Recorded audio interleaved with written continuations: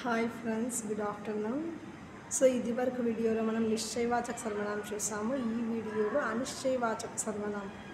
So అనిశ్చయవాచక సర్వనామం అంటే ఏంటో ఈ వీడియోలో చూద్దాము. जिस सर्वनाम से किसी निश्चित व्यक्ति या पदार्थ का बोध नहीं होता उसे अनिश्चयवाचक सर्वनाम कहते हैं. जिस सर्वनाम से किसी निश्चित व्यक्ति या पदार्थ का बोध नहीं होता उसे अनिश्चयवाचक सर्वनाम कहते हैं.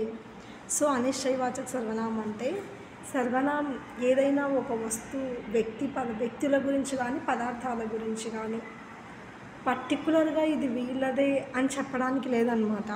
సో అలాంటి సందర్భాలలో వాడేది అనిశ్చయవాచక సర్వనామం. అంటే పర్టికులర్గా అది వాళ్ళది వారిది అయి ఉండదు, అతనిది అయి ఉండదు, ఎవరిదో. సో ఎగ్జాంపుల్స్ చూద్దాము. జైసే కోయి కుచ్, కోయి వ్యక్తి చల్తా హై. సో ఇలా చెప్పేటప్పుడు సందర్భంలో యూజ్ చేస్తామన్నమాట అనిశ్చయవాచక సర్వనామం.